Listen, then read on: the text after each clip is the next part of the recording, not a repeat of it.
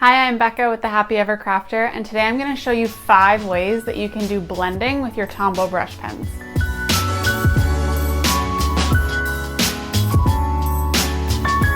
The first blending technique I'm going to show you is just a really simple technique using the Tombow blending palette. So that's just like a plasticky piece of sort of laminated paper that allows you to put some color down onto it and mix it around.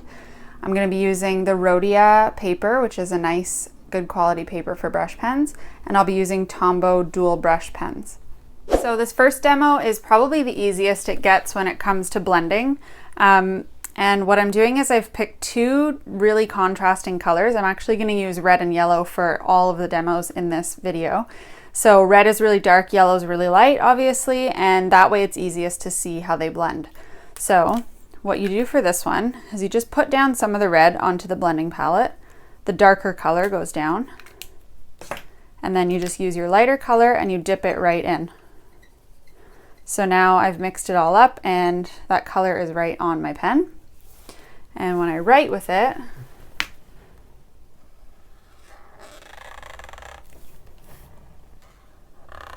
it'll start off really dark, and as you go, you'll get sort of that ombre look. And the more you write with it, it'll go all the way back to your original color.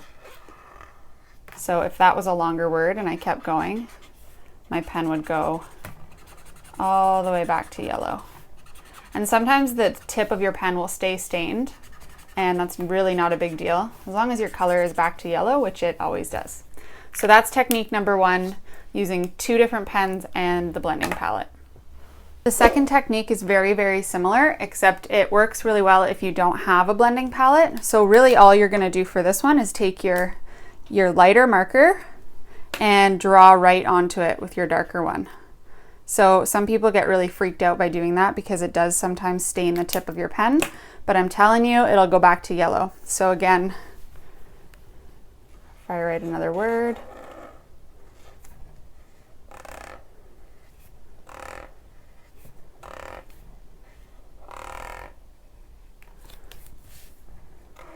there aren't enough letters in this word, so I'm just going to write fun with 4 N's. But you see it go all the way back to yellow. So that's very similar technique, but a lot easier if you don't own the blending palette or have any plasticky surface around. The next technique is also very similar, except this time I'm going to use the same 2 pens, but now I'm adding in this blending pen. So this is a clear pen, and it comes in most of the packages of Tombow dual brushes that you'll get, and a lot of people wonder what it's for. So for this one, what you would do is put down some of your red, put down some of your yellow, and then you're going to use your colorless blender to grab a little bit of each of them. And then when you go to your page,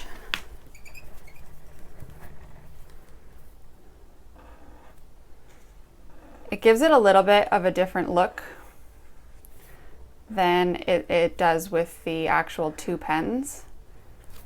Sometimes the yellow doesn't show up too strong with this one.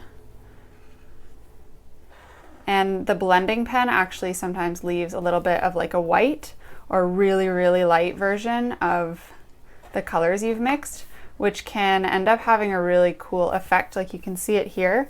It's just nice and light and not overwhelming, which I find can be really, really fun. So same thing with the blending pen. Oftentimes it'll stain, but if you just keep drawing with it, the color comes right off.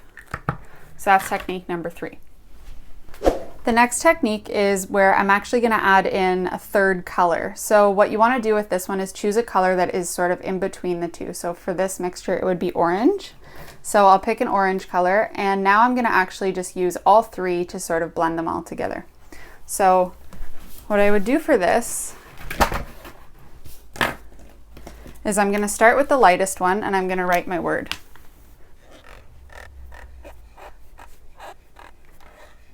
So I've written my word in the lightest color. Now I'm going to take the darkest color, and I'm either going to choose the top or the bottom of the word where I want to make it darker. So in this instance, I'm going to use the bottom. So I'm going to start down here and just carefully go over those spots that were drawn in yellow. But now I'm going to turn them to red.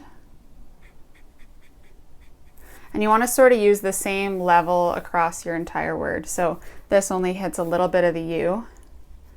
So I'll just give it a little color at the bottom here.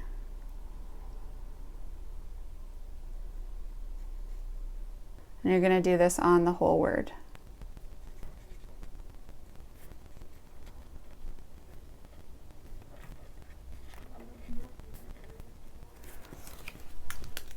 Then when you're done with your darkest color, you're going to take your middle color, and now you're going to add that into the middle.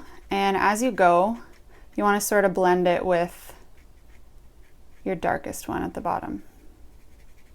So again, same thing, you want to just go up to the same level on the whole word. And generally, the more jagged these edges are at the top, the more realistic that blend will look with the next color. So you don't want to just draw it straight across.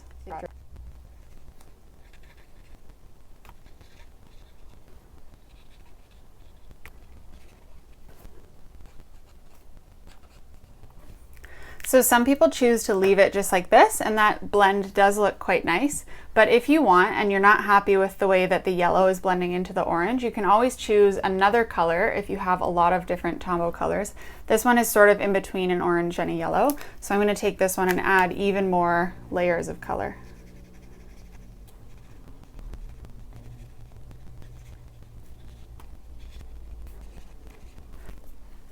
And so now I'm even happier with the way that those blends look together, and I've used 4 colors instead of 3. So if I bring this closer a little bit, you can see how that turned out.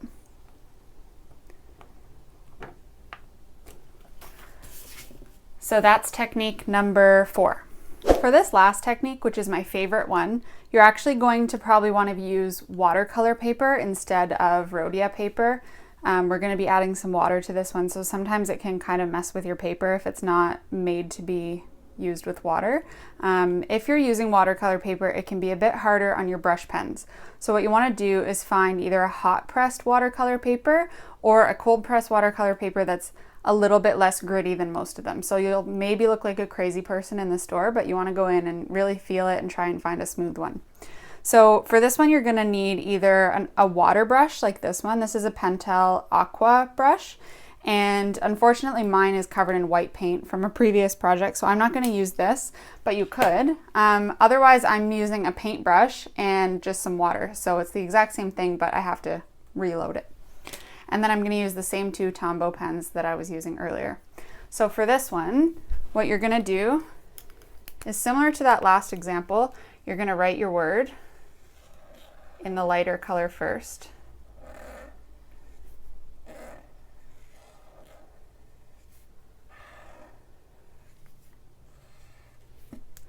And then you're going to take your darker color and add it where you want to on the letter. So again, I'm going to add the red at the bottom.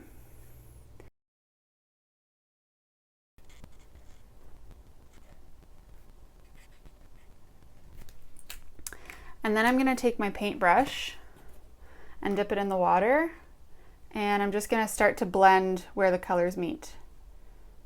And so you can see that right away I've picked up a bunch of that red and it's blending into orange. So I find this technique to be like really, it feels really satisfying when you see those colors blend perfectly together.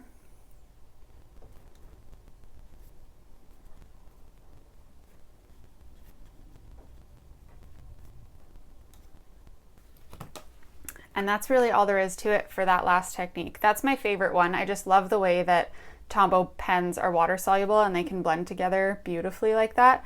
And I just find it's a really relaxing thing to watch those colors with the water all spread into each other. So those are your 5 techniques. You had the first technique where we used the blending palette for both the colors. Then we had the technique where you put the color directly onto the other pen. And then we had the blending palette with the blending marker. And then we did blending multiple colors together. And then we did blending with water. So I would love to know which one was your favorite if you want to leave a comment below, and I hope that this tutorial was helpful for you, and I'll see you next time.